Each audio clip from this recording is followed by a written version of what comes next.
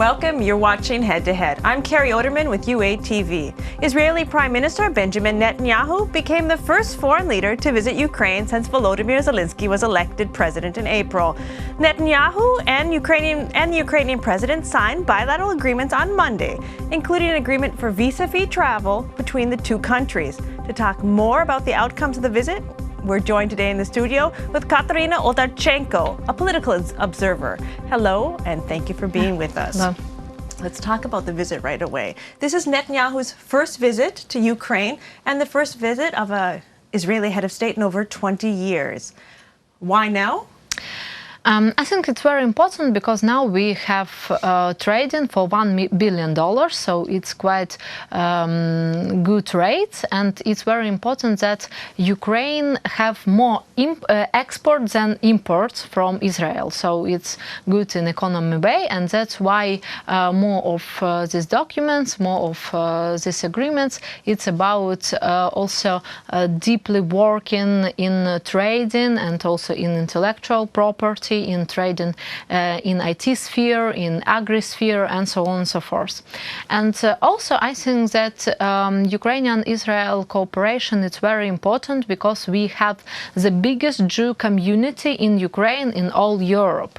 And also here in Ukraine we have places for praying of Jewish people. It's, for example, grave of Tzaddik Nachman in Uman. It's a very important place for Jews, and it's also important that people from Orthodox community, they have not very good news because of corruption. They can't build a big memorial here in Uman, and they also have negotiations about cultural diplomacy and about such projects as cooperation between two people, so Ukrainian people and Jewish people who wanted to travel to Tzaddik Nachman and other important places for Jews here in Ukraine. Of course, they take money, and it's very good for a local economy of little towns and for economy of Ukraine at all, because as you know, from Tel Aviv to Ukraine, it's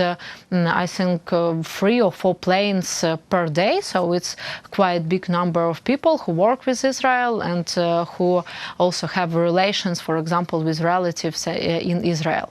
What is also important that Zelensky have meeting with all confessions in Ukraine and also with big Jewish confession, and now he invite people not only from business but also from religion side, and show that he and his administration work in good way with every minority in Ukraine, and he supports these minorities also in Ukraine. If we talking about pragmatical way and about business, it's very important that Ukraine, with our good soils, better soils in Europe, we can export a big number of agri products, and also in Ukraine we have some type of products. It's kosher products for Jews, and we export also these products to Israel, and Can it's very good. What are some of the main? Can we touch on that for a minute? What are some of the main exports from Ukraine in the agriculture sector to Israel? For example, it's milk products, it's meat, and also some part of kosher milk and kosher meat, which is more expensive. And as you know, Orthodox Jews, they eat only these types of products. And from Israel, as I know, we import also products of chemical production and agri-chemical production, and we have very deep negotiations in second sphere and second sector. It's also intellectual property and IT sphere, because big companies was opened here in Ukraine. It's Israel's companies All Stars IT, so it's big offices who engage Ukrainian best professionals in the IT sector to official big income places for work, and it's good because they give many money to Ukrainian economy, and it's also important that Mr. Prime Minister of Israel and Mr. Zelensky signed also agreement about intellectual property. It's very important for import of our products in software and our software solutions.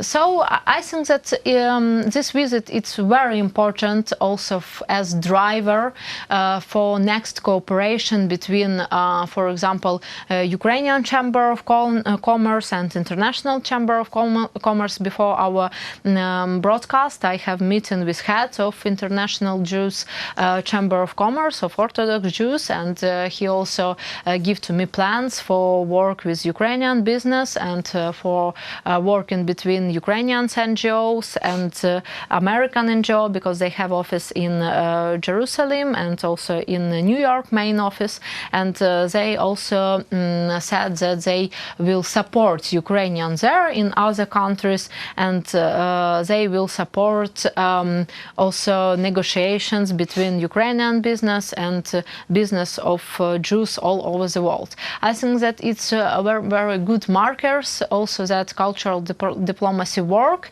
and that we also can earn money more together with people from different countries who really support Ukraine because they have important places for Jewish community here in Ukraine. So they have good motivation to support Ukraine also in global process and in global conflicts, of course. Well, there's obviously a lot of places where they can work together and cooperate. It sounds like the business aspect of it is actually ahead of the curve. Netanyahu did not send any high-ranking members of the Israeli government to President Zelensky's swearing in. And now he's shown up personally and signed agreements in 4 different sectors. Was he cautious or was he just busy? I think that for him it's also important sign for his voters because, as you know, they have in Israel elections and they bring one elections and then they can't build coalition and also go to next election. So this Knesset was the shortest period of Knesset in the history of Israel. That's why I think also Netanyahu wanted to work with Russian-speaking citizens of Israel, and I think that also it's not most important thing, but also he used this deep interest to Ukraine to show to their voters that he supports also post-Soviet Union countries and he have good negotiation in this sphere. And I think that part of his office and his colleagues, ministers, they also taken part in election process and they taken part in very some type of political crisis which we can see in Israel, and that's why he do all negotiations by himself. And in Ukraine we also have tough situation because we have Prime Minister Groysman, and Prime Minister Groysman also leaving in a month, maybe in some days he will leave in, and President Zelensky take to meeting some people who will work. As we know, they, for example, Mr. Honcharuk, Mr. Kirill Tymoshenko, Mr. Bogdan. So it's people who will work with Zelensky in next cabinet of minister, and that's why he also present these people to Netanyahu on the first meeting, which were in not Mariinsky Palace, but near administration of president. Okay, let's talk a little bit about Netanyahu meeting people. He may have been introduced to the key players in the new administration, but in the past years he's met with Vladimir Putin 13 times in Moscow. Now, we know that Israel recognizes dual citizenship. That means that Russians and Ukrainians living in Israel are going to be voting in a very tight upcoming election mid-September. Sometimes foreign policy is also very closely tied to domestic policy. Is Netanyahu's maneuvering with Ukraine and with Moscow going to be longer term or short term? I think it's a tough question because mostly negotiation between Netanyahu and Putin, I think it's connect with Syrian question, Iranian question, so it's a question of stability in Middle East because as we know geopolitically from the first day of existence of Israel, they were supported by Americans and of course they work in military sphere with Americans and that's why they need to find compromises between Putin and between working with United States. As my point of view and also point of view of my colleagues from New York, they said that of course more deeply work they have in diplomacy way with Western countries and firstly with United States. So you can't be a good friend of United States and be a good friend of Putin. But I think because of Syrian question, because of Iranian question, Netanyahu works also with Russia in diplomacy way. If he can be our lobbyist and be our advisor in military way and in solving our conflict in Donetsk region and in Crimea, I think not, because Israel has very big problems in their territory in Middle East and they work in a state of war every period from the creation of these countries and our economic cooperation and money from Israel and also connection money from Israel and United States, which can invest to Ukraine, it's a very good opportunity to be a strong country.